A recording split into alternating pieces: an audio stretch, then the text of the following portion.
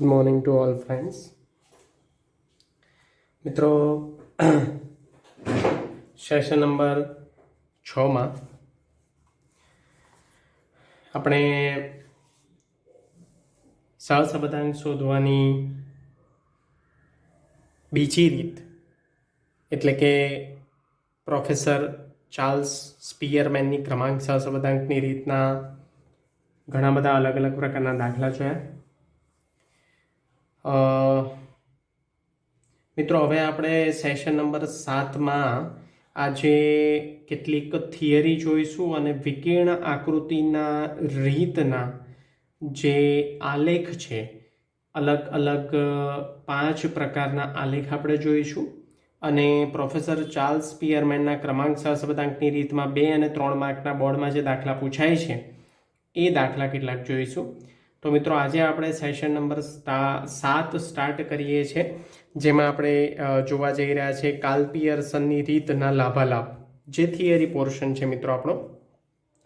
તો કાર્લ પિયર્સનની રીત એટલે કે ગુણન પ્રઘાતની રીતના લાભાલાભ જોઈએ મિત્રો. સૌપ્રથમ ગુણ, લાભ કે ફાયદા. લાભાલાભમાં લાભ કહી શકાય, ફાયદા કહી શકાય અને ગુણ પણ કહી શકાય. તો એનો પહેલો પોઈન્ટ છે મિત્રો, સહસંબંધનો પ્રકાર અને ઘનિષ્ઠતા. મિત્રો, કાર્લ પિયર્સનની રીત એ સહસંબંધ શોધવા માટેની આદર્શ રીત અને સૌથી વધુ પ્રચલિત રીત ગણવામાં આવે છે. એ ધ્યાન રાખજો. કારણ કે સહસંબંધનો પ્રકાર અને ઘનિષ્ઠતાનું માપ બંને જાણી શકાય છે.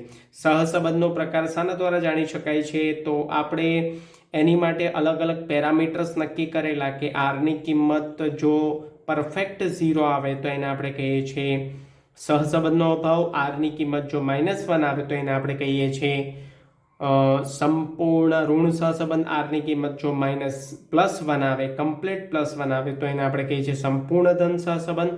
અને આરની કિંમત જો 0.50 કરતાં વધારે આવે તો આપણે એને કહીએ છીએ ગાઢ ધન સહસંબંધ. એવી રીતે અલગ અલગ પેરામીટર 7 પ્રકારના આપણે જોયેલા.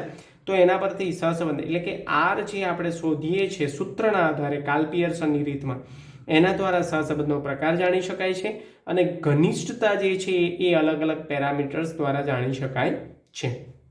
અને મિત્રો, એટલા માટે કાર્લ પિયર્સનની રીત સૌથી વધુ પ્રચલિત રીત છે કમ્પેર ટુ સ્પિયરમેનના ક્રમાંક સહસંબંધાંકની રીત અને વિકર્ણ આકૃતિની રીત કરતા. કારણ કે આ રીતમાં સંખ્યાત્મક માપ આપવામાં આવે છે અને એ સંખ્યાત્મક માપના આધારે 2 ચલો વચ્ચે એટલે કે એક નિરપેક્ષ ચલ અને બીજો સાપેક્ષ ચલ. નિરપેક્ષ ચલ આપણે x સ્વરૂપે દર્શાવીએ છીએ, સાપેક્ષ ચલ આપણે y સ્વરૂપે દર્શાવીએ છીએ. બંને વચ્ચે કાર્યકારણનો સંબંધ હોવો જરૂરી છે અને એને આધારે આપણે શું કરીએ છીએ તો આરના 3 અલગ અલગ અથવા 4 અલગ અલગ પ્રકારના સૂત્રોના ઉપયોગ વડે આપણે સહસંબંધાંકનો પ્રકાર શોધીએ છીએ. અને એટલા માટે આ કાર્લ પિયર્સનની સહસંબંધાંક શોધવાની ગુણન પ્રઘાતની રીત જે છે એ સૌથી વધુ પ્રચલિત રીત ગણાય છે. ઘનિષ્ઠતાનું માપ સંખ્યાત્મક. મિત્રો, હમણાં જ આપણે વાત કરી કે જ્યારે સંખ્યાત્મક માહિતી આપી હોય તો ઘનિષ્ઠતાનું માપ હંમેશા કાર્લ પિયર્સનની રીત દ્વારા શોધાય છે. એટલે અહીંયા એવું કહેવા માંગે છે કે આર સ્વરૂપે એટલે કે સ્મોલ આર સ્વરૂપે સહસંબંધાંકનું આપણને જે માપ મળે છે, ઘનિષ્ઠતાનું માપ, એ સંખ્યાત્મક સ્વરૂપે હંમેશા આપણને જોવા મળે છે, જે -1 થી +1 વચ્ચે આપણને જોવા મળે છે. તો મિત્રો, આ હતા કાર્લ પિયર્સનની રીતના ફાયદા, લાભ કે ગુણ ગમે તે તમે કહી શકો છો. હવે આપણે મિત્રો જોઈએ કાર્લ પિયર્સનની રીતની મર્યાદા, ગેરલાભ કે ગેરફાયદા. ધારણા પર આધારિત માપ છે. મિત્રો, સહસંબંધાંક આખું જે આપણું ચેપ્ટર છે એ સહસંબંધાંકમાં 2 ધારણાઓ પર આધારિત આ ચેપ્ટર છે. પહેલી ધારણા એ છે કે 2 ચલો વચ્ચે કાર્યકારણનો સંબંધ હોવો જ જોઈએ. એટલે કે એક કાર્યનો સંબંધ હોય અને બીજું કારણનો સંબંધ હોય. ધારો કે એક્ઝામ્પલ ફોર આપણે આ વસ્તુ સુરેખ નિયત સંબંધ ચેપ્ટર નંબર 3માં જોઈ છે કાર્ય કોને કહેવાય અને કારણ કોને કહેવાય? તો કાર્ય માટે આપણે પૂછીએ છીએ કે શાનાથી આવું બન્યું, શાને કારણે આવું બન્યું? તો એ કારણનો સંબંધ છે. અને આની પાછળ શું અસર થઈ, આ થવાથી શું અસર થઈ? તો આ છે કાર્યકારણનો સંબંધ. ધારો કે એક્ઝામ્પલ ફોર આપણે લઈએ કે વરસાદનું વધુ પ્રમાણ અને ડાંગરની ઉપજ, આ બંને વચ્ચે કાર્યકારણનો સંબંધ છે. એટલે કે જેમ વરસાદ વધુ પડે એમ ડાંગરની ઉપજ વધુ થાય, એટલે કે ચોખાનું ઉત્પાદન વધારે થાય. અને વરસાદનું પ્રમાણ ઘટે તો ચોખાની ઉપજ એટલે કે ચોખાનું ઉત્પાદન પણ ઘટે છે, ડાંગરની ઉપજ પણ ઘટે છે. તો મિત્રો, ડાંગરની ઉપજ કેમ વધી એવો આપણે પ્રશ્ન પૂછીએ, વાય, કેમ, બરાબર. તો જ્યારે એ પ્રશ્નનો જવાબ મળે તો એને આપણે કહીએ છીએ કારણ સ્વરૂપ. અને કાર્ય એટલે એનાથી શું અસર થઈ? તો એનાથી શું અસર થાય? ધારો કે સમજો આપણે પ્રશ્ન પૂછીએ કે ચોખાની ઉપજ કેમ વધી? તો વરસાદનું પ્રમાણ વધ્યું, એટલે વરસાદનું પ્રમાણ વધ્યું એ કારણ સ્વરૂપ સંબંધ બને. અને કારણને આપણે શામાં દર્શાવીએ છીએ? એક્સ વેરિયેબલમાં. અને કાર્ય એટલે એનાથી શું અસર થઈ? તો એનાથી ચોખાની ઉપજમાં વધારો થયો અથવા ચોખાના ઉત્પાદનમાં વધારો થયો. તો ચોખાનું ઉત્પાદન જે છે એને આપણે વાય વેરિયેબલમાં લઈએ છીએ, સાપેક્ષ ચલમાં લઈએ છીએ, ડિપેન્ડેબલ વેરિયેબલમાં લઈએ છીએ. એટલા માટે આ ધારણા પર આધારિત રીત છે. કાર્લ પિયર્સનની ગુણનપ્રગતની રીત ધારણા પર આધારિત રીત છે. પહેલી ધારણા એમાં કરવામાં આવે છે કે બે ચલો વચ્ચે કાર્યકારણનો સંબંધ છે. અને બીજી ધારણા કરવામાં આવે છે કે બે ચલ વચ્ચે સુરેખ સંબંધ છે. બે ચલ વચ્ચે સુરેખ સંબંધ છે એટલે બંને ચલ વચ્ચે સુરેખ સંબંધ જોવા મળે છે. હવે સપોઝ સમજો કોઈ સંબંધ એવો હોય કે એમાં સુરેખ સહસંબંધ ન જોવા મળતો હોય. ધારો કે એક્ઝામ્પલ લઈએ કે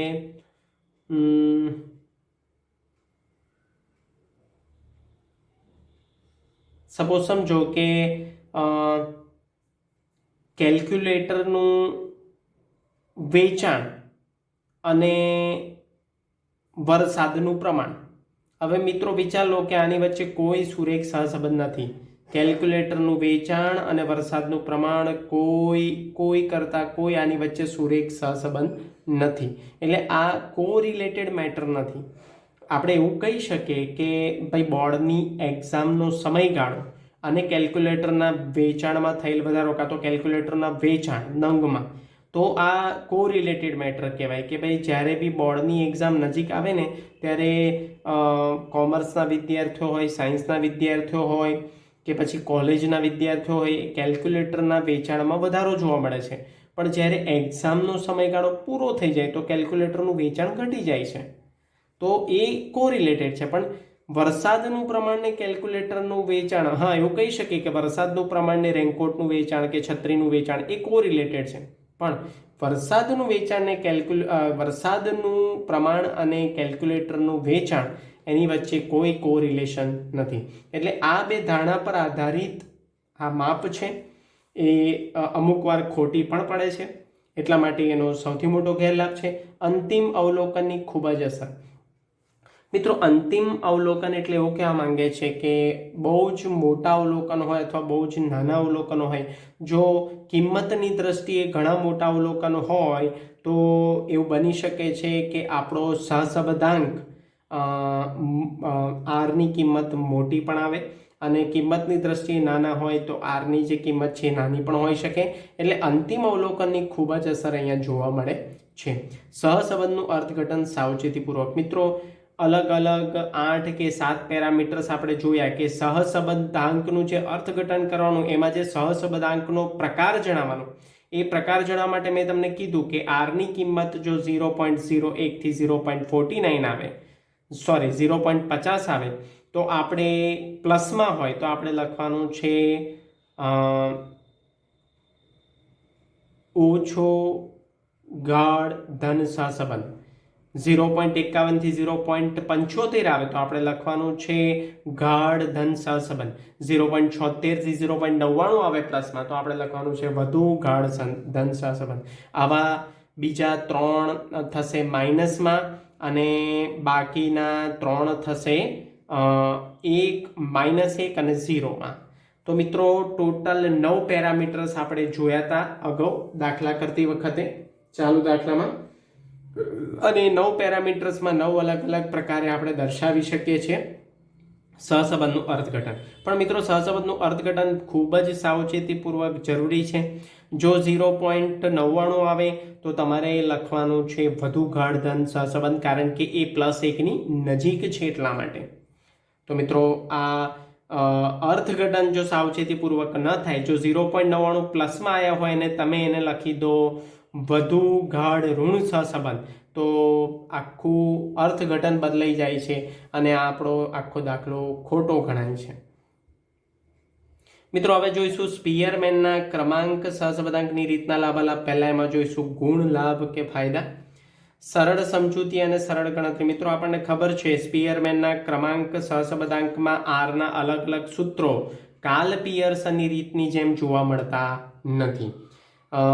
સ્પીયરમેનના ક્રમાંક સહસંબંધાંકમાં ફક્ત 2 જ સૂત્રો અવેલેબલ છે. નંબર 1, જ્યારે અવલોકનોની કિંમતો પુનરાવર્તિત ન થતી હોય ત્યારે આપણે એક જ સૂત્ર લઈએ છીએ, r = 1 - 6 sigma d² upon n (n² - 1). અને જો અવલોકનોની કિંમતો દાખલામાં પુનરાવર્તિત થતી હોય એક કે એક કરતાં વધારે, ત્યારે આપણે CF કરેક્શન ફેક્ટરનું સૂત્ર લઈએ છીએ અને એના સૂત્રમાં આપણે લખીએ છીએ r = 1 - 6 પછી કૌંસમાં સિગ્મા d² + CF કૌંસ પૂરો upon n (n² - 1). તો મિત્રો સરળ સમજૂતી છે, સરળ ગણતરી છે, આપણને ખબર છે ડી કેવી રીતે શોધાય છે. સિગ્મા ડી નો આન્સર હંમેશા 0 આવવો જોઈએ, એ પણ ધ્યાનમાં રાખવા જેવી બાબત છે. અને સિગ્મા d² ને આધારે સરળતાથી, એટલે કે ફક્ત 4 જ કોલમમાં, અથવા જો દાખલામાં ગણતરી થોડી લાંબી હોય તો વધારેમાં વધારે 6 કોલમ દ્વારા દાખલાની ગણતરી થઈ જાય છે અને સૂત્ર પણ સિમિલર જોવા મળે છે. ગુણાત્મક માહિતીમાં તે જ માત્ર આ રીત. મિત્રો સ્પીયરમેનના ક્રમાંક સહસંબંધાંકની રીતનો સૌથી મોટો ફાયદો એ છે કે ફક્ત ગુણાત્મક માહિતી આપેલી હોય તો ગુણાત્મક માહિતીમાં જ આ રીતનો ઉપયોગ કરવામાં આવે છે. સંખ્યાત્મક માહિતી આપી હોય, એટલે કે વિદ્યાર્થીઓના ગુણ એ ગુણાત્મક માહિતી છે, પણ વિદ્યાર્થીઓની ઉંમર, વિદ્યાર્થીઓનું વજન, પછી વસ્તી ના આંકડા, આ બધી જો માહિતી એને આપણે સંખ્યાત્મક માહિતી કહીએ છીએ. તો સંખ્યાત્મક માહિતી આપેલી હોય તો એના માટે પ્રચલિત અને આદર્શ રીત છે કાર્લ પિયર્સનની રીત. પણ જો ગુણાત્મક માહિતી આપી હોય, એટલે કે વિદ્યાર્થીઓના સંગીતમાં મેળવેલા ક્રમ, વિદ્યાર્થીઓએ ગુણને આધારે મેળવેલા ક્રમ, આ બધી ગુણાત્મક માહિતી છે, બરાબર. પછી વિદ્યાર્થીની અંદર પ્રામાણિકતાનું પ્રમાણનો આંક અથવા આવી બધી માહિતી આપેલી હોય જે ગુણાત્મક બાબત ચરિતાર્થ કરતું હોય, એની માટે આદર્શ રીત છે સ્પીયરમેનના ક્રમાંક સહસંબંધાંકની રીત. પ્રસાર વધુ હોય ત્યાં આ પદ્ધતિ યોગ્ય. મિત્રો જ્યાં આગળ પ્રસાર વધુ પડતું જોવા મળતું હોય, એટલે કે પ્રસાર એટલે કે માહિતીનો ફેલાવ ખૂબ જ બહોળા પ્રમાણમાં જોવા મળતો હોય, ત્યાં આગળ આ પદ્ધતિ વડે સહસંબંધાંક શોધવો યોગ્ય ગણાય છે. મર્યાદા, ગેરલાભ અને ગેરફાયદા. સ્પીયરમેનના ક્રમાંક સહસંબંધાંકની રીતની મર્યાદામાં પહેલી મર્યાદા છે ચોક્કસ માપ નહીં, એટલે કે માહિતીનો લોપ થાય છે.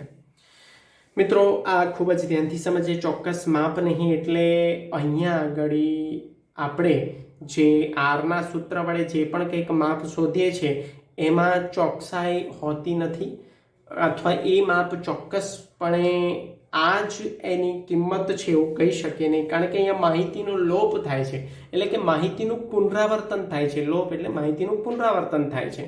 એકની એક માહિતી વારે ઘડીએ જોવા મળે છે, તો આપણે એને rx અને ry એટલે કે ક્રમ આપીએ છીએ અને ક્રમના આધારે આપણે એનો ડિફરન્શિએશન એટલે કે તફાવત શોધીને પછી એનો r એટલે કે સહસંબંધાંક શોધીએ છીએ, તો એ માહિતીનો લોપ થાય છે.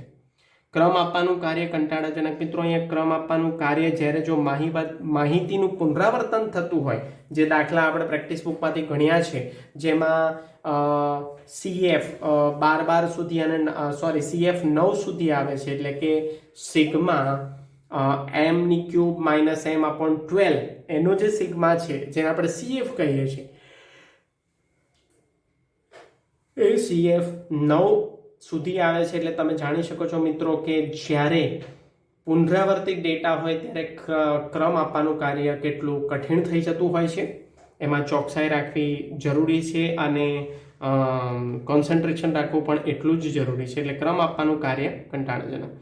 દ્વિચલ આવૃત્તિ વિતરણમાં ઉપયોગી નહીં મિત્રો. જ્યાં આગળ દ્વિચલ આવૃત્તિ વિતરણ હોય એટલે કે આપણને બે ચલોની માહિતી આપી હોય, અલગ અલગ પ્રકારના ચલોની, ત્યાં આ આવૃત્તિ વિતરણમાં આ સ્પીયરમેનના ક્રમાંક સહસંબંધાંકની રીત ઉપયોગી સાબિત થતી નથી.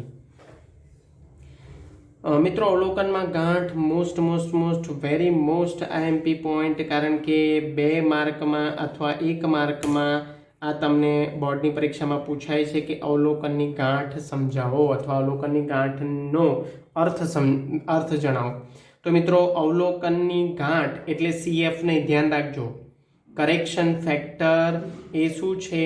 તો અવલોકનની ગાંઠ જ્યાં પડે છે ત્યાં કિંમતોની સુધારાત્મક કિંમતો શોધવા માટે આપણે CF કરે છે, કરેક્શન ફેક્ટર. પણ અવલોકનમાં ગાંઠનો મતલબ ટાઈ થાય છે પણ CF થતો નથી. તો સમજીએ એનો સર્વસામાન્ય અર્થ છે જ્યારે x અથવા y ચલના અવલોકનો સમાન હોય, જ્યારે x એટલે કે એને આપણે કહીએ છીએ નિરપેક્ષ ચલ અથવા y એટલે એને આપણે કહીએ છીએ સાપેક્ષ ચલના અવલોકનો સમાન હોય, તો તેને આપણે ગાંઠ એટલે કે ટાઈ ઇંગ્લિશમાં ઉદ્ભવી છે તેમ કહીશું. જ્યારે ચલ x એની સમજૂતી આપું છું, જ્યારે ચલ x અથવા y અથવા બંને ચલના અવલોકનની અમુક કિંમતો સમાન હોય ત્યારે એવા અવલોકનને ક્રમ આપવા માટે સમસ્યા ઉદ્ભવે છે. બરાબર, આ એની સર્વસામાન્ય સમજૂતી છે. 2 માર્કમાં પૂછે તો આટલું આપણે લખી શકીએ.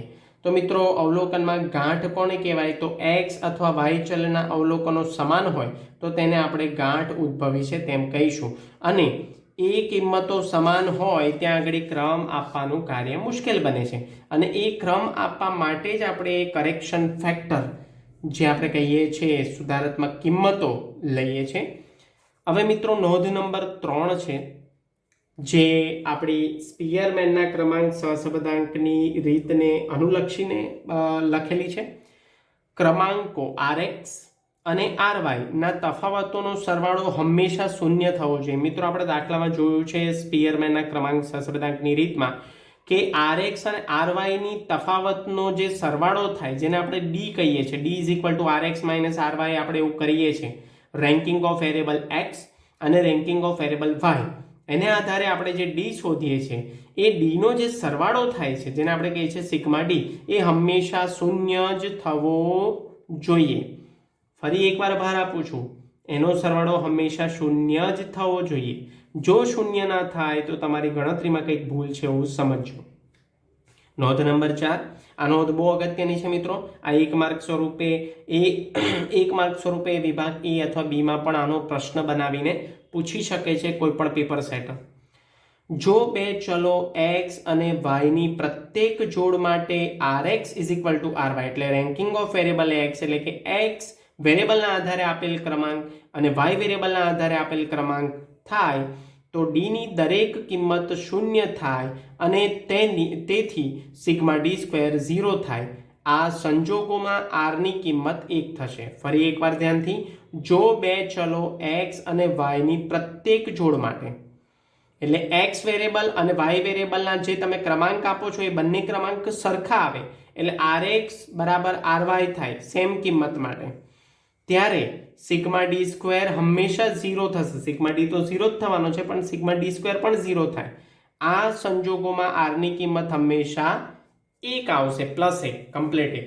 તો એને આપણે કહીશું સંપૂર્ણ ધન સહસંબંધ. મિત્રો આનું ઉદાહરણ અહીંયા દર્શાવેલું છે. નોંધ નંબર 4નું ઉદાહરણની સમજૂતી અહીંયા હું તમને ગણતરી દ્વારા દર્શાવું છું. નોંધ નંબર 4ની જો મિત્રો, એકાઉન્ટ અને સ્ટેટ, આને આપણે એક્સ વેરિયેબલ કહીએ છીએ અને આપણે વાય વેરિયેબલ કહીએ છીએ. સ્ટેટમાં એકાઉન્ટમાં મેળવેલા ગુણ 100માંથી અને સ્ટેટમાં મેળવેલા ગુણ 100માંથી 90, 80 આને આપણે ઉતરતા ક્રમમાં ગોઠવેલા છે, આને આપણે ચડતા ક્રમમાં ગોઠવેલા છે. સમજજો ધ્યાનથી. પણ આને આપણે ચડતા ક્રમમાં ગોઠવવાની જરૂર નથી. એ તો આપણે શામાં કરીએ છીએ? ચડતા ક્રમમાં ગોઠવવાનું 11મા ધોરણમાં. અહીંયા એની કોઈ જરૂર નથી. તો મિત્રો, આને આધારે આપણે શું કરીશું? રેન્ક આપીશું. બરાબર. તો 90 માર્ક્સને 1 નંબર આપીશું, 80 2, 3, 4, 5, 6 ઉતરતો ક્રમ છે એટલે એ પ્રમાણે નંબર આપીશું. આને પણ ઉતરતા ક્રમમાં જ ગોઠવેલા છે. 75 ને 1, 2, 3, 4, 5 અને 6. મિત્રો, હવે ડિફરન્સ શોધે. ડી ઇઝ ઇક્વલ ટુ, આનું સૂત્ર છે RX minus RY. 1 minus 1 0, 2 minus 2 0, 3 minus 3 0, 4 minus 4 0, 5 minus 5 0, 6 minus 6 0. અહીંયા પણ 0 0 0 0 0 ને 0 આવશે. તો મિત્રો, આની ગણતરી કરીએ તો અહીંયા શું આવશે જોઈ લો તમે ધ્યાનથી. આની ગણતરી કરીશું તો અહીંયા સૂત્ર લખીએ. R is equal to 1 minus sigma 6 sigma D square upon n square minus 1. 1 minus 6 sigma D square કેટલા છે મિત્રો? 0 છેદમાં n બરાબર 1 2 3 4 5 6 6 છે, કૌંસમાં 6 નો સ્ક્વેર માઇનસ 1. મિત્રો, પ્રેક્ટિકલી હું તમને સમજાવું છું કે આનો આન્સર, આ દાખલામાં જે આન્સર આવે છે RX is equal two RY, 1 1 2 2, તો RX is equal two RY થયા, RX is equal two RY થયા. જોઈ લો. બરાબર. એટલે જ્યારે એક્સ વેરિયેબલના ડેટા અને વાય વેરિયેબલના ડેટા કમ્પ્લીટલી પરફેક્શન સાથે ઉતરતા ક્રમમાં ગોઠવેલા હોય એવું તમને જો જણાય તો સમજી લો. હું તમને શોર્ટકટ મેથડ યાદ દેવડાવું છું. તમને 1 માર્કમાં એવું પણ પૂછાય કે એક્સ વેરિયેબલ અને વાય વેરિયેબલના ડેટા કમ્પ્લીટલી ઉતરતા ક્રમમાં ગોઠવેલા હોય અને ત્યારે ઉતરતા ક્રમમાં ગોઠવેલા હોય ત્યારે સ્પીયરમેનના ક્રમાંક સહસંબંધાંકનો જવાબ શું આવે? તો સિમ્પલ 1 જવાબ આવે, +1 જવાબ આવે. બરાબર. તો અહીંયા ઇઝ ઇક્વલ ટુ 1, પછી 6 ગુણ્યા 0 એટલે 0, છેદમાં 6 6 36 માઇનસ 1, 0 ના છેદમાં 6 ગુણ્યા 36 એટલે અહીંયા 35 કરીશું, -1 છે. મિત્રો, સીધી વસ્તુ છે, 0 ના છેદમાં ગમે તે હોય એનો આન્સર 0 જ આવે. 1 - 0 એટલે 1. તો R બરાબર આપણને કેટલા મળ્યા? 1. એટલે આને આપણે કહીએ છીએ સંપૂર્ણ. જ્યારે R બરાબર પરફેક્ટ 1 આવે, +1 આવે તો એને આપણે કહીએ છીએ સંપૂર્ણ ધન સહસંબંધ. સંપૂર્ણ ધન સહસંબંધ. તો મિત્રો, આ થયો સંપૂર્ણ ધન સહસંબંધનું એક એક્ઝામ્પલ જે આપણે પ્રેક્ટિકલી જોયું શોર્ટમાં. હવે નોંધ નંબર 5 જો એક્સ અને વાય ચલોના ક્રમાંક, જો એક્સ અને વાય ચલોના ક્રમાંકો એકબીજાથી તદ્દન ઉલટા હોય. મિત્રો, અહીંયા શું હતું?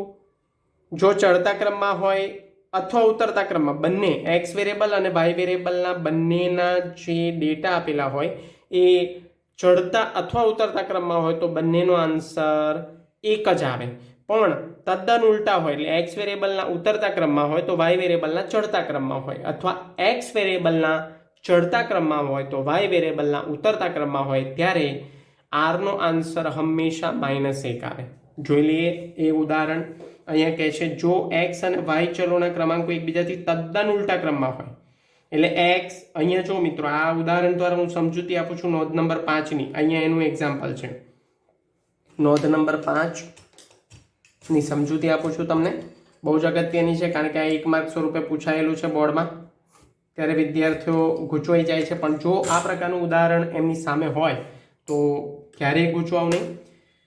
એકાઉન્ટના જે માર્ક છે જેને આપણે એક્સ વેરિયેબલ કહીએ છીએ, અહીંયા પણ 6 ડેટા મેં લીધા છે મિત્રો. એટલે આ એક્સ વેરિયેબલના ડેટા જો ઉતરતા ક્રમમાં છે 90 80 70 60 50 40, અને વાય વેરિયેબલના ડેટા જુઓ તમે ધ્યાનથી, સ્ટેટમાં મેળવેલા માર્ક્સ ચડતા ક્રમમાં છે. તો આ બંનેનો ક્રમ કેવો છે? તદ્દન ઉલટો. એક બાજુ ઉતરતો ક્રમ, એક બાજુ ચડતો ક્રમ. તો અહીંયા જે જવાબ આવશે ને એ -1 આવશે, એટલે કે સંપૂર્ણ ઋણ સહસંબંધ આવશે. જોઈએ કેવી રીતે. 90 આપણે માર્ક્સ નંબર આપી દઈએ, RX 2 3 4 5 6, અને આને નીચેથી ક્રમ આપવો પડશે 1 2 3 4 5 અને 6. હવે જો 1 - 6 -5, 2 - 5 -3 -1 +1 3 અને 5. આનો જવાબ તો 0 જ આવે. જો 1 3 5 એટલે 9, 5 3 1 માઇનસમાં એટલે -9 + 9 બરાબર 0. હવે આનો સરવાળો કરીએ તો પાછું 25, 9 1 1 1 1 3 3 9 અને પાછું 25. સરવાળો કરીએ આનો મિત્રો, તો સરવાળો થશે 25 × 2, 2 વાર છે 25, તો 50 આવ્યા. 9 દુ 18 અને 1 1 1 એટલે 70 થાય મિત્રો. તો σd² બરાબર મળશે આપણને 70. હવે આની ગણતરી કરીએ, તમને પ્રેક્ટિકલી હું સમજાવું. તો ગણતરી કરીએ. r = 1 - 6 σd² upon n કૌંસમાં n² - 1. 1 - 6 σd² 70 છે. n છે આપણા 6, 6નો સ્ક્વેર -1 પાછળ જોઈશું તો આવશે 1 420 6 × 35, 420 35 × 6 લગભગ 210 થાય. 35 × 6 210, તો 210 લખીશું.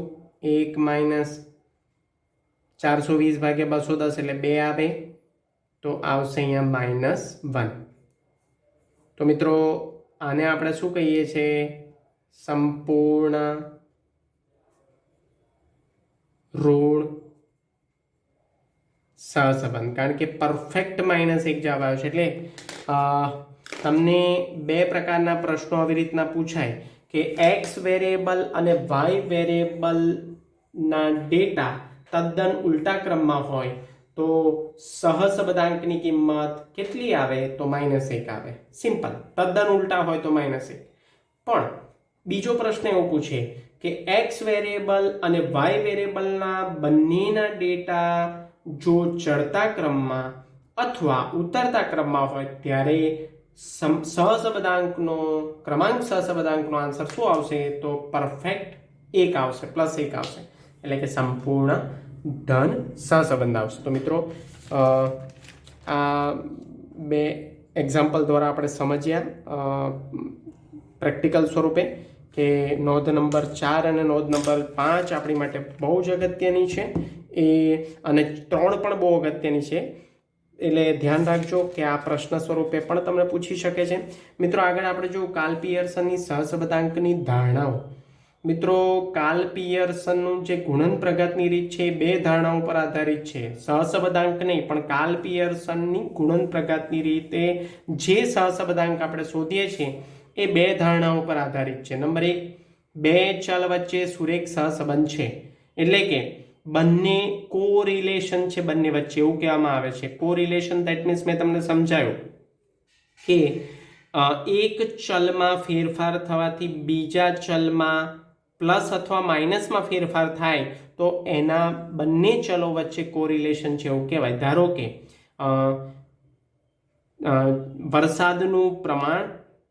વરસાદનું પ્રમાણ અને છત્રીનું વેચાણ, વરસાદનું પ્રમાણ અને રબરના બૂટનું વેચાણ, વરસાદનું પ્રમાણ અને રેનકોટનું વેચાણ.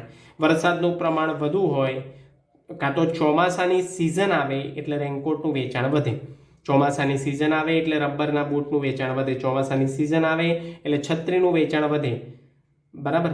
સુતરાઉ કપડાનું ઉત્પાદન ક્યારે વધે? ઠંડીનું પ્રમાણ વધે ત્યારે. એનું વેચાણ પણ ક્યારે વધે? ઠંડીનું પ્રમાણ વધે ત્યારે. એટલે આ બધા કોરિલેટેડ વેરિયેબલ કહેવાય, સુરેખ સંબંધ છે એવું કહેવાય 2 ચલ વચ્ચે. પણ મેં તમને આગળ એક્ઝામ્પલ આપ્યું કે વરસાદનું પ્રમાણ અને કેલ્ક્યુલેટરનું વેચાણ વચ્ચે કોઈ સહસંબંધ નથી, કોઈ કોરિલેશન નથી.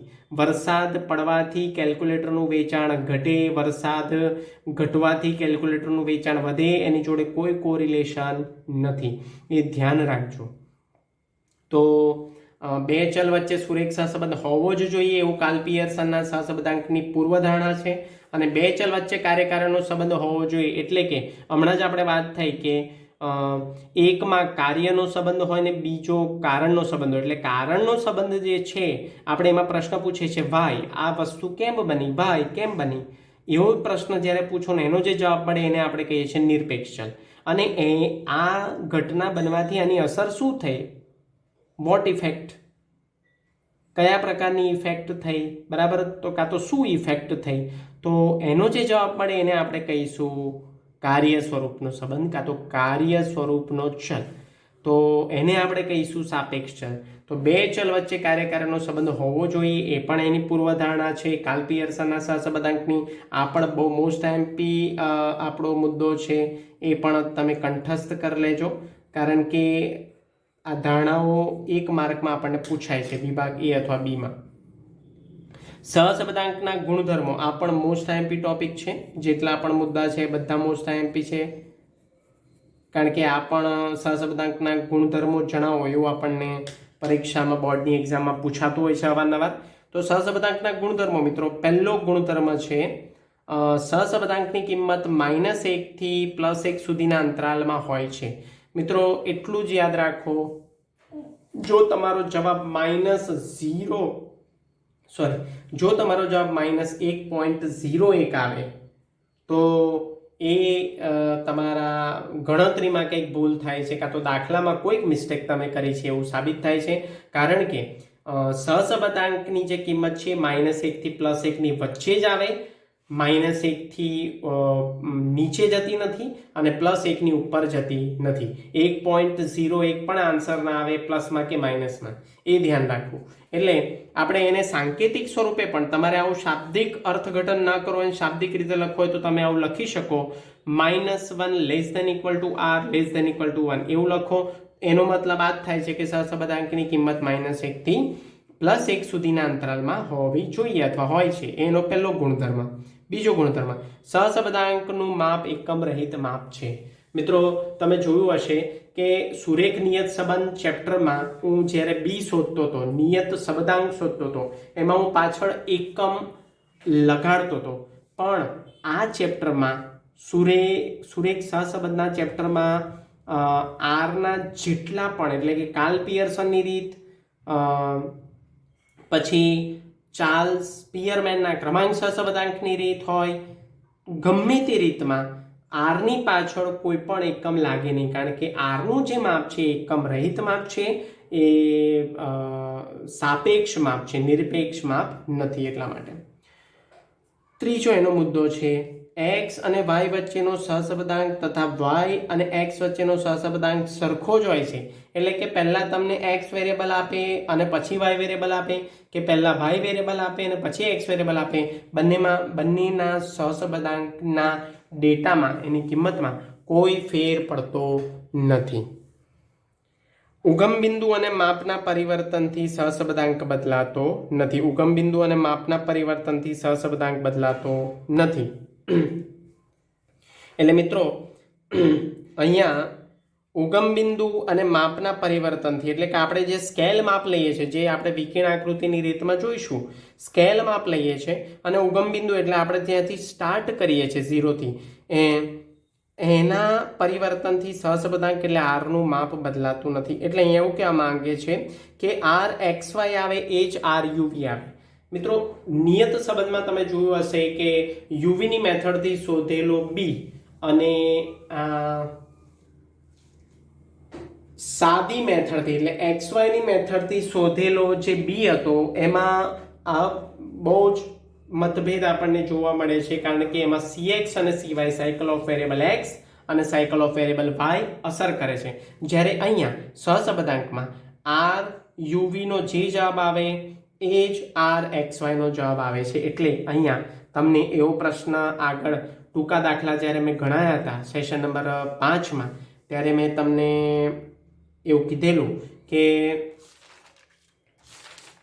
સેશન નંબર 6માં જ્યારે ટૂંકા દાખલા અથવા સેશન નંબર 5માં જ્યારે આપણે ટૂંકા દાખલા ગણેલા કાર્લ પિયર્સનની રીતના, ત્યારે મેં તમને એવા પ્રકારના દાખલા પણ ગણાયેલા કે આર યુવી અને આર એક્સ વાય બંને શોધો.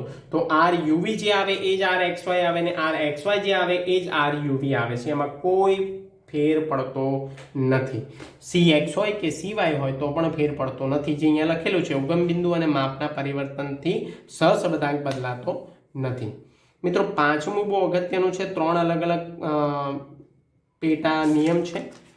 એમાં છે પહેલું, આર એ માઇનસ એક્સ અને વાય હોય તો આરનું જે માપ આવે માઇનસમાં આવે. એટલે કે એક્સ વેરિયેબલના બધા માપો માઇનસમાં હોય તો તમારો સહસંબંધાંક જે આવશે એ માઇનસમાં આવશે, ઋણ ચિહ્ન ધરાવશે. R Y comma minus X હોય તો is equal to minus R X Y મળે છે. એટલે એવું કહેવા માંગે છે કે એક્સ વેરિયેબલના ડેટા અથવા વાય વેરિયેબલના ડેટા, બરાબર, કોઈ એકના ડેટા જો સંપૂર્ણપણે માઇનસમાં હોય તો તમારો સહસંબંધાંક ઋણ ચિહ્ન ધરાવે છે, એટલે કે ઋણ સહસંબંધાંક આવે છે. પણ એક્સ અને વાય બંનેના ડેટા જ્યારે સંપૂર્ણપણે માઇનસમાં હોય તો તમારો જે સહસંબંધાંક આવે છે એ પ્લસમાં આવે છે, કારણ કે માઇનસ માઇનસ પ્લસ થઈ જાય છે. અહીંયા plus minus minus, plus minus minus, એટલા માટે. મિત્રો, હવે આ પણ મોસ્ટ આઈએમપી આપણો ટોપિક છે. તમને 3 માર્કમાં વિભાગ ડીમાં થિયરી જો પોર્શન મુકાઈ જાય તો તમને આ મૂકી શકે છે આ ચેપ્ટરમાંથી કે સહસંબંધાંકની કિંમતનું અર્થઘટન આકૃતિ સહિત, સ્મોલ આકૃતિ સહિત સમજાવો એવું પણ કે, અથવા સમજાવો એવું પણ કે, આકૃતિ વગર સમજાવો. તો મિત્રો, સહસંબંધાંકની કિંમતનું અર્થઘટન મુખ્યત્વે 4 અલગ અલગ પ્રકારે આપણને જોવા મળે છે. જોઈએ. સહસંબંધાંકના ચિહ્ન પરથી સહસંબંધાંકનો પ્રકાર અને કિંમત પરથી સહસંબંધાંકની ઘનિષ્ઠતા જાણી શકાય છે. એટલે મિત્રો, આ 1 માર્કમાં પૂછે કે સહસંબંધાંકના ચિહ્ન પરથી નીચે પૈકી શું જાણી શકાય છે? તો ચિહ્ન પરથી સહસંબંધાંકનો પ્રકાર જાણી શકાય. માઇનસનું ચિહ્ન હોય તો ઋણ સહસંબંધ, પ્લસનું ચિહ્ન હોય તો ધન સહસંબંધ.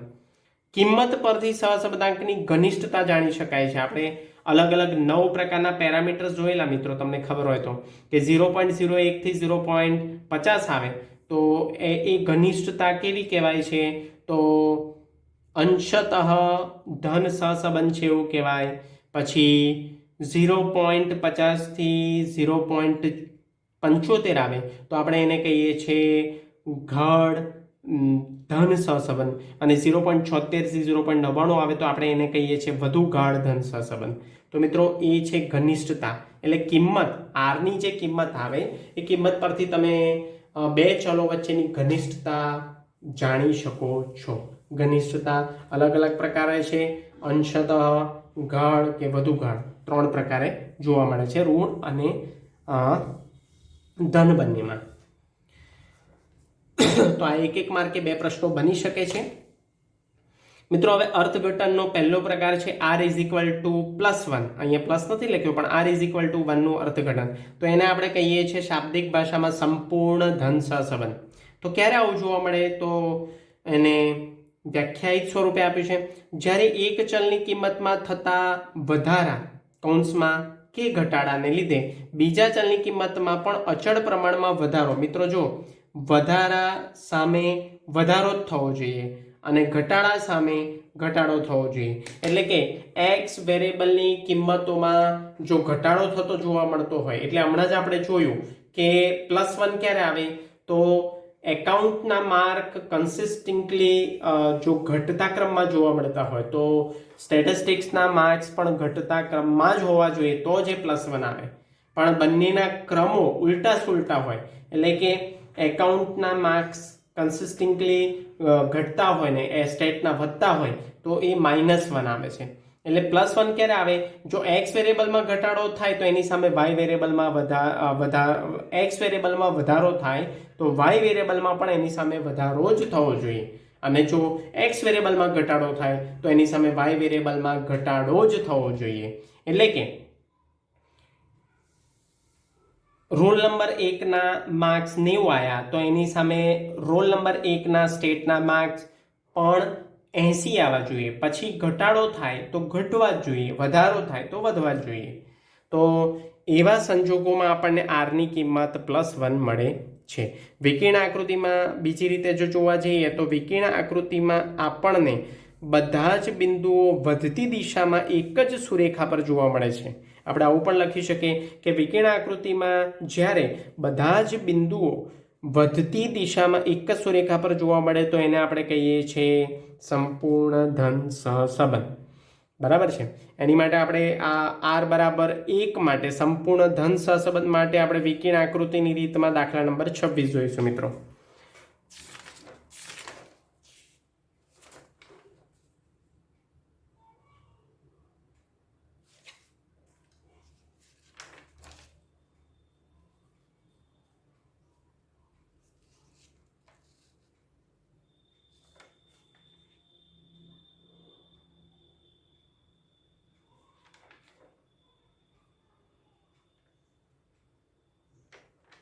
ઓકે મિત્રો, હવે બીજું અર્થઘટન છે આપણું સહસંબંધાંકની કિંમતના અર્થઘટનમાં r બરાબર -1 આવતું હોય એને આપણે કહીએ છીએ સંપૂર્ણ ઋણ સહસંબંધ. જ્યારે એક ચલની કિંમતમાં થતા વધારા, પણ જો ધ્યાનથી આ વધારા સામે શું થાય, બીજા ચલની કિંમતમાં ઘટાડો થાય, ઓપોઝિટ રિએક્શન. અને કૌંસમાં ઘટાડો લખ્યો છે તો અહીંયા કૌંસમાં વધારો લખ્યો છે, એટલે x વેરિયેબલની કિંમતમાં વધારો થાય તો y વેરિયેબલની કિંમતમાં ઘટાડો થાય, y વેરિયેબલની કિંમતમાં વધારો થાય તો x વેરિયેબલની કિંમતમાં ઘટાડો થવો જોઈએ. જો આવું ઓપોઝિટ રિએક્શન જોવા મળે તો જ r નો જવાબ -1 થાય છે. વિકર્ણ આકૃતિમાં વાત કરીએ તો બધા જ બિંદુઓ ઘટતી દિશામાં એક જ સુરેખા પર જોવા મળે, એક જ સુરેખા એટલે સીધી લીટીની પદ્ધતિમાં આપણે એને કહીએ છીએ, ત્યારે એને આપણે કહીએ છીએ સંપૂર્ણ ઋણ સહસંબંધ. દાખલા નંબર 27 આપણે આગળ જોઈશું વિકર્ણ આકૃતિની રીતમાં.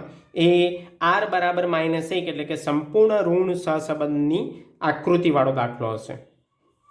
મિત્રો, સહસંબંધનો અભાવ, તો સહસંબંધનો અભાવ આપણે જોવાના છે. દાખલા નંબર 30 અહીંયા હું લખી દઉં છું. દાખલા નંબર 30 જે હશે એ સંપૂર્ણ સુરેખ સહસંબંધનો અભાવ હશે. એમાં સુરેખ સહસંબંધ જોવા મળતો નથી. એ r બરાબર 0 નું અર્થઘટન જોઈ લઈએ. વિકર્ણ આકૃતિમાં બધા જ બિંદુઓ યાદચ્છિક રીતે વિખરાયેલા હોય, કોઈ સુરેખા પર કે તેની નજીક ન જોવા મળે, તેને આપણે કહીએ છીએ સુરેખ સહસંબંધનો અભાવ. અને આ દાખલા નંબર 30 આને સંલગ્ન દાખલો છે જે આપણે જોઈશું પ્રેક્ટિસ બુકનો.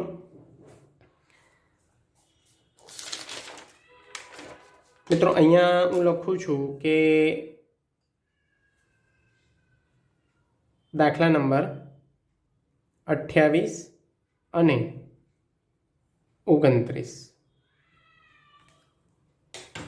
આંશિક સહસંબંધનું અર્થઘટન બે રીતે, આંશિક ઋણ પણ હોય ને આંશિક ધન પણ હોય. તો ક્યારે આવું આપણે લખી શકીએ સાંકેતિક ભાષામાં કે 0 less than r equal to નથી, અહીંયા 0 less than r less than 1 હોય તો એને આપણે કહીએ છીએ આંશિક ધન સહસંબંધ.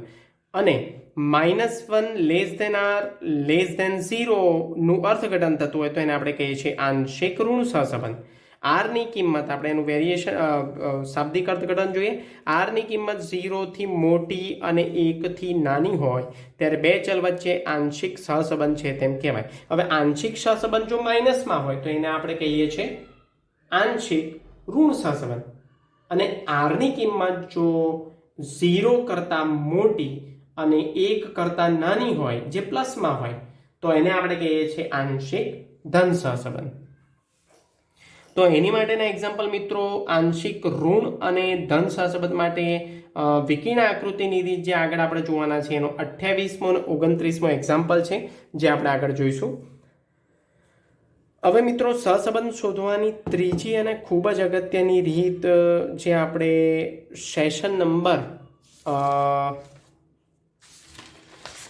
શામાં જોઈશું, સેશન નંબર 8માં જોઈશું. તો સેશન નંબર 7માં મિત્રો આપણે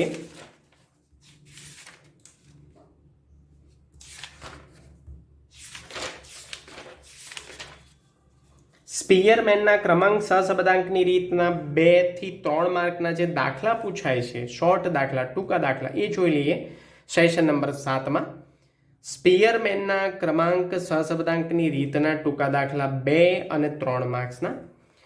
તો મિત્રો અહીંયા દાખલા નંબરનો ક્રમ જળવાતો નથી, કારણ કે વચ્ચે વિકર્ણ આકૃતિના રીતના દાખલા આવે છે. વાંધો નથી મિત્રો. તો આપણે જોઈએ સ્પીયરમેનના ક્રમાંક સહસંબંધાંકની રીતના ટૂંકા દાખલા 2 અને 3 માર્ક્સના. સેશન નંબર 7 કન્ટિન્યુ છે આપણો. રેફરન્સ છે પીબી વિભાગ સી દાખલા નંબર 26. મિત્રો વિભાગ સીના બધા જ દાખલા એ 2 માર્કના દાખલા હશે. બહુ ધ્યાનથી અત્યારે આપણે સ્પીયરમેનના ક્રમાંક સહસંબંધાંકની રીતના ટૂંકા દાખલા જોઈએ છે. કાર્લ પિયર્સનના આપણે સેશન નંબર 5 અને 6માં જોઈ ચૂક્યા છે. 2 યાદચ્છિક ચલ x અને y વચ્ચેના ક્રમાંક સહસંબંધાંકની ગણતરી માટે અહીંયા આપ્યો છે એક રિલેશન. એને આપણે લખીએ છીએ ફરી. n(n2 - 1) is equal two 5 into sigma D square is equal two 720 છે. ક્રમાંક સહસંબંધાંક શોધો એટલે સ્પીયરમેનનો ક્રમાંક સહસંબંધાંક r શોધવાની વાત કરે છે. પણ મિત્રો ધ્યાન રાખજો, અહીંયા આપણી પાસે કઈ કઈ માહિતી હોવી જરૂરી છે. હું અહીંયા એ લખું છું, પહેલો દાખલો છે એટલા માટે. તો સૌથી સિમ્પલમાં સિમ્પલ આપણી પાસે સિગ્મા ડી તો હંમેશા 0 જ હોય. સિગ્મા ડી હંમેશા 0 આવે. એન આપણી પાસે છે નથી, તો ક્વેશ્ચન માર્ક બને છે. પછી સિગ્મા ડી સ્ક્વેર આપણી પાસે નથી, એ પણ ક્વેશ્ચન માર્ક બને છે. બરાબર. તો આ બે વસ્તુ શોધ્યા પછી આપણે આર શોધી શકીશું. તો મિત્રો આ રિલેશન જોઈએ. હું રેડ માર્કથી અંડરલાઈન કરું છું. આ મુખ્ય મુદ્દો છે. n(n2 - 1) ની કિંમત 720 છે અને 5 સિગ્મા ડી સ્ક્વેરની કિંમત પણ 720 છે. તો આને 2 પાર્ટમાં વેચી દઈએ. n(n2 - 1) ઇઝ ઇક્વલ ટુ 720 અને અહીંયા લખીએ 5 ઇન્ટુ સિગ્મા ડી સ્ક્વેર, એની પણ કિંમત 720 થાય. તો આની કિંમત શોધી શકાય. n(n2 - 1) મિત્રો n2 - 1નું જો આપણે સાદું રૂપ આપીએ, જે આપણે 8મા ધોરણમાં ભણેલા છે. શું ભણેલા છે? n2 - 1 ને 2 પાર્ટમાં વેચે, એક n-1 થાય અને બીજો થાય n+1 બરાબર 720. હવે આને ચડતા ક્રમમાં ગોઠવી દો મિત્રો. ધ્યાન રાખજો, n2 - 1 ના 2 પાર્ટ પાડીએ, એક n-1 થાય ને એક n+1 થાય છે. મિત્રો 8મા ધોરણમાં આપણે ભણેલા છે વિધેયની રીતમાં. તો n-1 ને n+1 એ એનું સાદું રૂપ છે. તો આને ચડતા ક્રમમાં કેવી રીતે ગોઠવીશું? n-1 એ સૌથી નાનો એકમ છે, પછી વચ્ચે n આવે અને છેક છેલ્લે n+1 આવે. મિત્રો હવે 3 એવી ક્રમિક કિંમતો શોધી નાખો કે જેનો ગુણાકાર, કારણ કે આ 3 3 વચ્ચે ગુણાકારનો સંબંધ છે.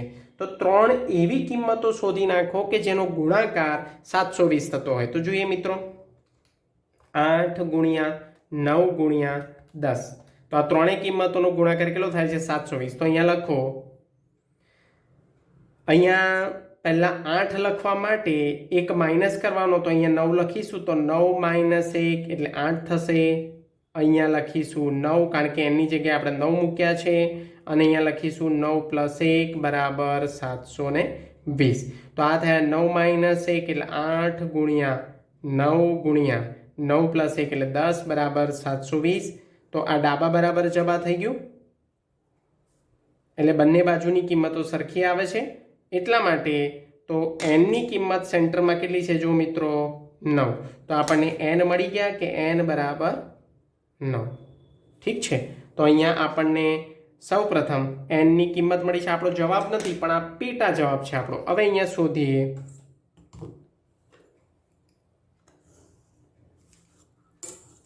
Five sigma D square. હવે આ 5 ઇન્ટુ સિગ્મા ડી સ્ક્વેર એટલે ગુણાકારમાં છે, તો sigma D square is equal two 720 ભાગ્યા 5 માં લઈ લઈએ, તો 720 ભાગ્યા 5 કરીએ તો અહીંયા આવે મિત્રો 144. તો સિગ્મા ડી સ્ક્વેર પણ મળી ગયા આપણને. એટલે બંને કિંમતો જે આપણે ક્વેશ્ચન માર્ક કરેલી n ક્વેશ્ચન માર્ક અને સિગ્મા ડી ક્વેશ્ચન માર્ક એ બંને કિંમતો મળી ગઈ છે. તો હવે આપણે r શોધી શકીએ છીએ. તો r નું સૂત્ર લખીએ, r is equal to 1 - 6 sigma D square n કૌંસમાં n² - 1 6 સિગ્મા ડી સ્ક્વેર છે 144 મિત્રો 5 ઇન્ટુ સિગ્મા ડી સ્ક્વેર 720 થાય પણ આપણે 6 ઇન્ટુ 144 કરવાના એટલે અલગથી હવે n કૌંસમાં n² - 1 તો આપેલું જ છે 720 થાય છે બરાબર તો ડાયરેક્ટ લખી દઈએ તો ચાલે કારણ કે ઉપર આપેલું જ છે અને આમ બી તમે જો n ની જગ્યાએ 9 મૂકશો 9 9 81 - 1 એટલે 80 અને 80 ગુણ્યા 9 કરશો તો પણ 720 જ આવશે એટલે ડાયરેક્ટ પણ લખી શકાય છે તો 6 ગુણ્યા 144 કરીએ તો કેટલા આવે છે 864 છેદમાં 720 પહેલા ભાગાકાર થશે તો અહીંયા 864 છેદમાં 720 કરીએ એટલે આપણને મળે છે 1.2 અને અહીંયા મળે છે 1 માઇનસ 1.2 એટલે -0.2 આપણો આરનો જવાબ આવે છે મિત્રો આનું જો અર્થઘટન કરીએ તો અર્થઘટનમાં આપણે શું લખી શકીએ તો અહીંયા લખી શકાય કે બે ચલ વચ્ચે આમ તો લખવાનું નથી 2 માર્કના દાખલામાં તમને કીધું હોય તો જ આપણે લખવાનું છે અધરવાઇઝ આપણે લખવાનું નથી તો બે ચલ વચ્ચે -0.2 અને 0.2 એટલે 0.50 કરતાં ઓછું એટલે અહીંયા લખીએ આંશિક ઋણ સહસંબંધ જોવા મળે છે મિત્રો ફરી કહું છું 2 માર્કના દાખલામાં અર્થઘટન લખવાની કોઈ જરૂર નથી 5 માર્કના દાખલામાં કમ્પલસરી અર્થઘટન લખવું પડે કીધું હોય કે ના કીધું હોય પણ 2 માર્કના દાખલામાં જ્યારે સૂચના આપે તો જ અર્થઘટન આપણે લખીશું મિત્રો હવે આગળ જોઈએ દાખલા નંબર 32 સ્પિયરમેનના ક્રમાંક સહસંબંધાંકના ટૂંકા દાખલા પૈકીનો બીજો દાખલો 2 માર્ક્સનો મોસ્ટ આઈએમપી બધા દાખલા મોસ્ટ આઈએમપી છે પીબી વિભાગ સી દાખલા નંબર 27 છે કન્ટિન્યુઅસ ફોર્મેટમાં દાખલા નંબર 32 છે આર બરાબર -0.5 આપે છે જો અહીંયા જવાબ આપી દીધો છે પ્રશ્ન કંઈક બીજો છે n બરાબર એ પણ આપી દીધા છે 10 સિગ્મા ડી સ્ક્વેર શોધવાના છે તો મિત્રો પહેલા તો સૂત્ર લખી દઈએ આર બરાબર 1 - 6 sigma D square upon n કૌંસમાં n² - 1 હવે આર આપી દીધા છે -0.5 બહુ ધ્યાનથી જોજો આ દાખલાને 1 6 ગુણ્યા હું અહીંયા ગુણાકારનું નિશાન લાવું છું સિગ્મા ડી સ્ક્વેર n છે 10 કૌંસમાં 10² - 1 6 સિગ્મા ડી સ્ક્વેર સાદું રૂપ આપીએ તો અહીંયા થાય 10 100 - 1 ફરી સાદું રૂપ આપીએ 6 સિગ્મા ડી સ્ક્વેર લખું છું અહીંયા 10 ગુણ્યા 99 ફરી 6 સિગ્મા ડી સ્ક્વેર છેદમાં 990 અહીંયા -1 અહીંયા પણ -1 -0.5 બહુ ધ્યાનથી મિત્રો ઉતાવળ બિલકુલ કરવાની નહીં હવે મિત્રો ધ્યાન રાખો આ જે 1 પછી માઇનસ છે આ બંને વચ્ચે કેવો સંબંધ છે માઇનસનો તો આ એકને આ બાજુ લઈ આવો તો 0.5 આ +1 છે આની આગળ કયું નિશાન છે પ્લસનું તો અહીંયા શું થઈ જાય -1 બરાબર -6 સિગ્મા ડી સ્ક્વેર છેદમાં 990 માઇનસ માઇનસ શું થાય પ્લસ પણ મોટી સંખ્યાનું ચિહ્ન એટલે આવે -1.5 બરાબર -6 સિગ્મા ડી સ્ક્વેર છેદમાં 990 ડાબા અને જબા બંને બાજુ માઇનસ માઇનસ હોય તો સરખા ચિહ્નો ઉડી જાય એટલે માઇનસ માઇનસ ઉડી ગયા હવે દોઢ એટલે 1.5 ગુણ્યા 990 ક્રોસમાં જાય તો ગુણાકારનો સંબંધ થાય ડાબી બાજુ 6 સિગ્મા ડી સ્ક્વેર તો 990 ભાગ્યા 990 ગુણ્યા 1.5 એટલે આવે 1485 બરાબર 6 સિગ્મા ડી સ્ક્વેર આ 6 ગુણાકારના સંબંધમાં છે જમણી બાજુથી ડાબી બાજુ થાય તો ભાગાકારનો સંબંધ કન્વર્ટ થઈ જાય એટલે 1485 ભાગ્યા 6 એટલે આપણને મળે 247 સિગ્મા ડી સ્ક્વેર બરાબર 247 247.5 આ આપણો ફાઇનલ આન્સર મિત્રો. સિગ્મા ડી સ્ક્વેર આપણને મળ્યો 247.5 ફાઇનલ આન્સર. તો મિત્રો આ હતો આપણો દાખલા નંબર 32 જે વિભાગ સી નો સ્પીયરમેનના ક્રમાંક સહસંબંધાંકમાં. આગળ આપણે જોયો એન કેવી રીતે શોધાય અને એનના આધારે આર કેવી રીતે શોધાય. અહીંયા આરના આધારે સિગ્મા ડી સ્ક્વેર કેવી રીતે શોધાય એનો આપણે જવાબ જોયો. હવે મિત્રો આગળનો દાખલો જોઈશું. દાખલા નંબર 33 કન્ટિન્યુઅસ ફોર્મેટમાં રેફરન્સ પીબી વિભાગ સી દાખલા નંબર 28. વિભાગ સી નો દાખલા નંબર 28 આ પણ 2 માર્કનો દાખલો છે કારણ કે વિભાગ સી નો છે. જો n બરાબર 7 સિગ્મા ડી સ્ક્વેર બરાબર 4 સીએફ બરાબર 1. ધ્યાન રાખજો સીએફ આપ્યું છે એટલે અહીંયા સૂત્ર થોડું બદલાશે. પુનરાવર્તિત કિંમત માટે સીએફ આપ્યું છે તો આર ની કિંમત શોધો. સિમ્પલ, આપણને ખબર જ છે R is equal to 1 minus 6 sigma D square upon, પણ ધ્યાન રાખજો સૂત્ર બદલાય છે, 6 પછી કૌંસમાં sigma D square plus CF upon N square minus 1. 1 minus 6 કૌંસમાં સિગ્મા ડી સ્ક્વેર છે 4 પ્લસ 1 સીએફ છે, એન બરાબર 7 છે કૌંસમાં 7નો સ્ક્વેર માઇનસ 1. બહુ ધ્યાનથી 1 6 ગુણ્યા 5, 4 પ્લસ 1 5 થાય, 7 7 49 માઇનસ 1 30 ના છેદમાં 7 ગુણ્યા 48.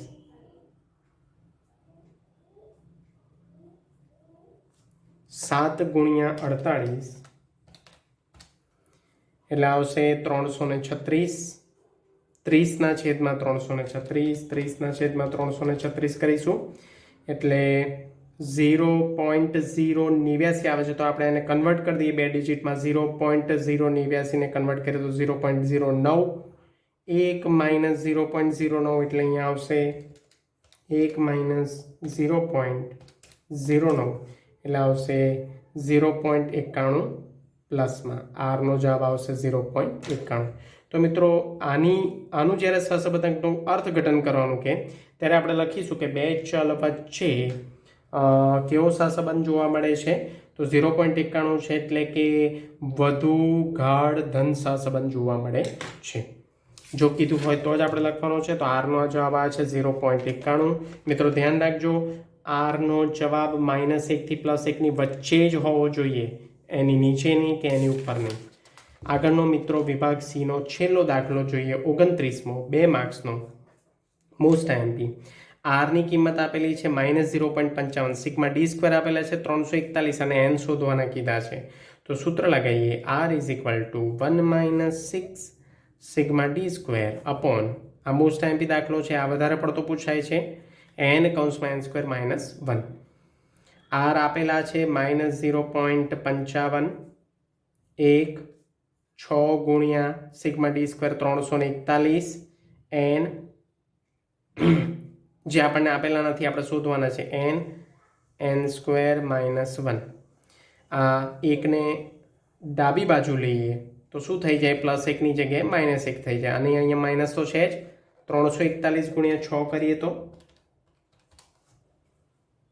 2046. મિત્રો નીચે આપણે સાદુરૂપ આપી દઈએ, એન સ્ક્વેર -1 ને સાદુરૂપ આપીએ તો એકવાર -1 અને એકવાર +1 એટલે n -1 અને n +1.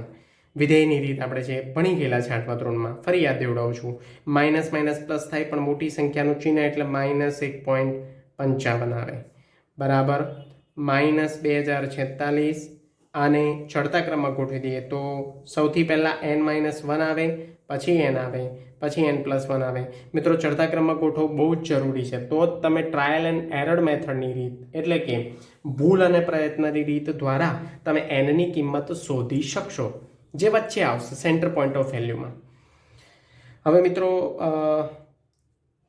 આ n-1 n અને n +1 ને ડાબી બાજુ લઈ લઈએ અને 1.55 ને જમણી બાજુ છેદમાં લઈ આવીએ, ક્રોસ સંબંધ બદલીએ તો n-1 ઇન્ટુ n અને n +1 બરાબર -2046 છેદમાં ચિહ્ન સાથે લેવું પડશે -1.55 માઇનસ માઇનસ અંશ અને છેદમાં જતા રહે 2046 છેદમાં 1.55 કરીએ તો એનો આન્સર આવે 1320 અને આ 1320 એ કોનો ગુણાકાર હશે તો 3 ક્રમિક ચડતા ક્રમની સંખ્યાઓ 3 ક્રમિક ફરી એકવાર ધ્યાનથી સમજો આ 3 ક્રમિક અહીંયા લખું છું પેન્સિલથી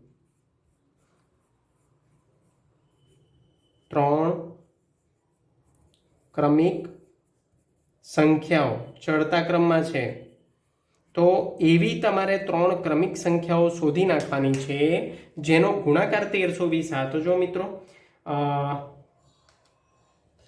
10 ગુણ્યા 11 ગુણ્યા 12 1320 એનો મતલબ એવો થયો કે અહીંયા પહેલા નંબર પર શું હશે વચ્ચે શું હશે પહેલા એ શોધી નાખો 10 11 તો અહીંયા 11 - 1 ગુણ્યા ગુણ્યા 11 + 1 બરાબર 1320 તો અહીંયા આયા 10 ગુણ્યા 11 ગુણ્યા 12 બરાબર 1320 તો સેન્ટરમાં કઈ વેલ્યુ આવી 11 તો એ આપણો થયો n તો આ ડાબા બરાબર જવાબ થવા જોઈએ તો થાય છે મિત્રો ગુણાકાર કરી જુઓ તમે બરાબર થાય છે ડાબા બરાબર જવાબ અને ડાબા બરાબર જવાબ એટલે ડાબી બાજુનો જવાબ અને જમણી બાજુનો જવાબ બંને સરખા થાય ત્યારે આપણે વચ્ચેની કિંમત n બરાબર 11 લેવાની છે જે હંમેશા ભૂલ અને પ્રયત્નની રીતથી જ તમને આ જવાબ મળશે આની માટે કોઈ લોજિક નથી આની માટે ટ્રાયલ એન્ડ એરર મેથડ જ ઉપયોગમાં લેવાય છે તો મિત્રો આ તો આપણો વિભાગ સીનો છેલ્લો દાખલો 2 માર્ક્સનો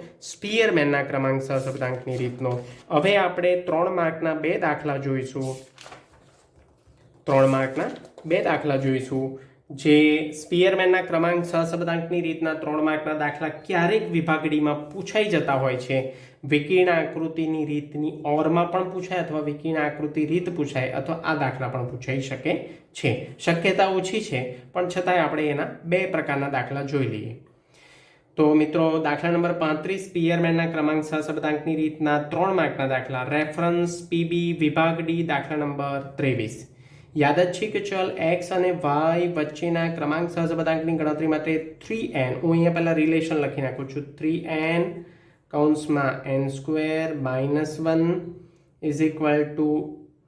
11 સિગ્મા d² બરાબર 5148 આ રિલેશન છે આમાંથી 2 અલગ અલગ કિંમતો નીકળી શકે કારણ કે રિલેશનમાં 3 કિંમતો છે એટલે 2 રિલેશન પ્રસ્થાપિત થઈ શકે ક્રમાંક સહશબ્દાંકની ગણતરી કરો તેમજ જોડકાની સંખ્યા શોધો એટલે એવું કહે છે આપણને પહેલો પ્રશ્ન છે r બરાબર ક્વેશ્ચન માર્ક અને બીજો પ્રશ્ન છે n બરાબર ક્વેશ્ચન માર્ક જોડકાની સંખ્યાને આપણે શું કહીએ છીએ n જોડકાની સંખ્યાને અને ક્રમાંક સહશબ્દાંકની ગણતરી કરો એને આપણે r કહીએ છીએ અહીંયા ગુજરાતીમાં આપ્યું છે જોડકાની સંખ્યા જેને n કહેવાય ક્રમાંક સહશબ્દાંકની ગણતરી કરો એટલે જેને r કહેવાય તો મિત્રો પહેલા તો આ રિલેશનને છૂટા પાડીએ પહેલો આ ક્રાઇટેરિયા લઈએ અને બીજો આ ક્રાઇટેરિયા લઈએ એટલે 2 રિલેશન થયા 3n n² - 1 એની કિંમત કેટલી છે 5148 અગાઉ આપણે આવો દાખલો 2 માર્કમાં ગણેલો છે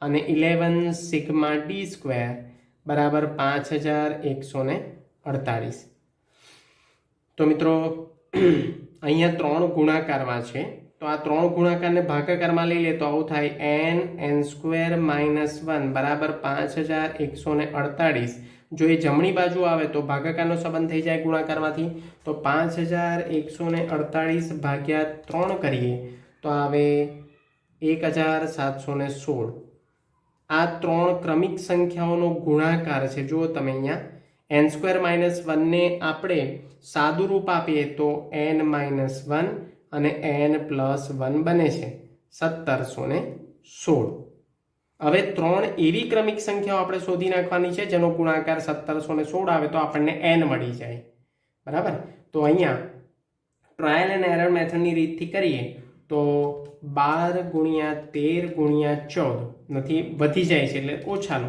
તો 11 ગુણ્યા 12 ગુણ્યા 13 1716 એટલે વચ્ચે 11 12 ને 13 તો આને ચડતા ક્રમમાં પહેલા ગોઠવી દઈએ n - 1 n અને n+1 આ ચડતો ક્રમ થઈ ગયો. એનો જવાબ આવવો જોઈએ 1716. તો અહીંયા 12 અને 13 અહીંયા આવશે વચ્ચે 12, પછી 12 - 1 એટલે થઈ ગયા 11 અને 12 + 1 એટલે થઈ ગયા 13. તો અહીંયા આવશે 11 × 12 × 13. આ ત્રણેય કિંમતોનો ગુણાકાર આવે 1716. જોઈ લઈએ ફરી એકવાર. 11 × 12 × 13 એટલે 1716.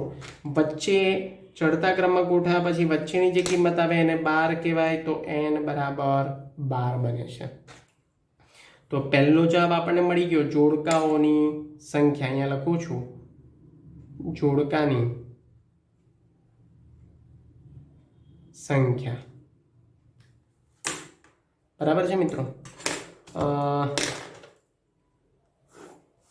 અહીંયા આપણે બીજો રિલેશન શોધીએ તો અહીંયા થાય σd². 11 ગુણાકારમાં છે અને જમણી બાજુ લઈ જઈએ તો ભાગાકારનો સંબંધ થઈ જાય. તો 5148 / 11.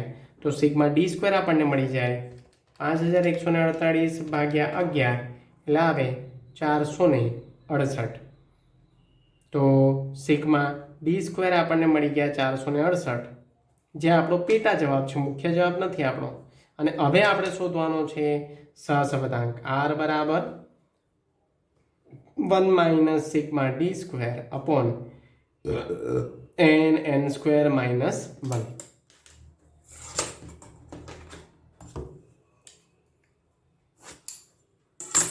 મિત્રો ગણતરી કરીએ.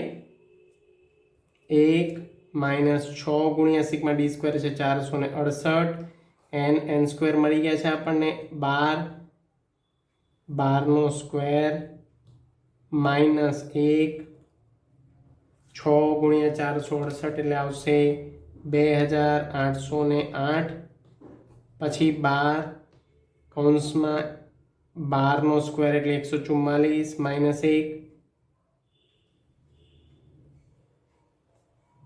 2808 છેદમાં 12 × 143.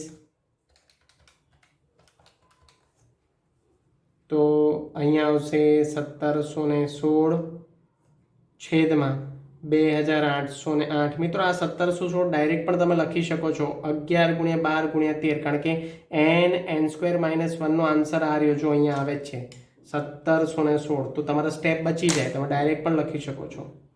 આ તો મેં તમને ગણતરી કરીને બતાવી કે 1716 જ આવે છે. 2808 ભાગ્યા 1716 એટલે આવે છે 1.6363. તો આપણે એને લઈશું 1.64. 1 - 1.64 તો -0.64. અને આમાં જો અર્થઘટન લખવાનું આપણને કહે તો બે ચલ વચ્ચે ઋણ સહસંબંધ છે, પણ કેવા પ્રકારનો ઘનિષ્ઠતા લખવી પડે ને આપણે. તો ઋણ સહસંબંધ પણ 0.64 છે એટલે 0.50 કરતાં વધારે છે. એટલે આપણે લખીશું બે ચલો વચ્ચે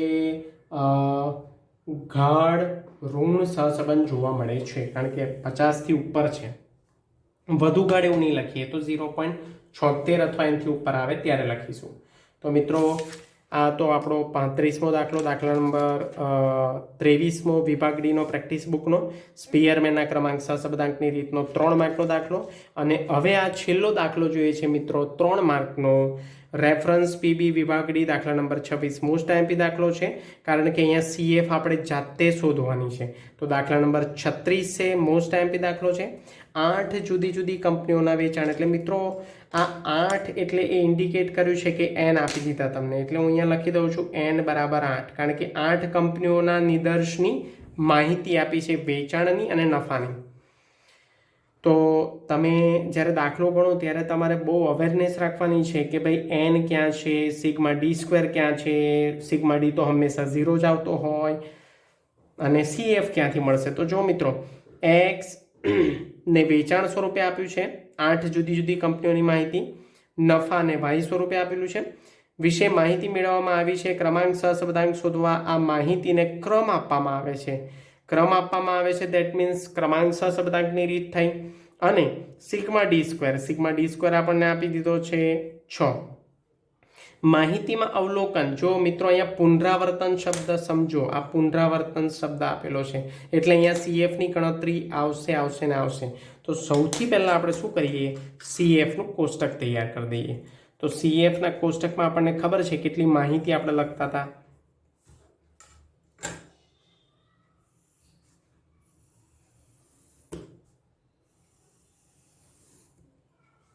સીએફના કોષ્ટકમાં પહેલા આપણે લખતા હતા કઈ સંખ્યાનું પુનરાવર્તન થાય છે. તો અહીંયા લખું છું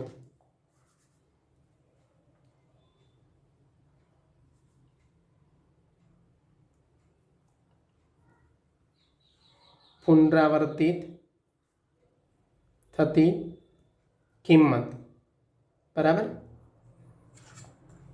પછી અહીંયા આવશે મિત્રો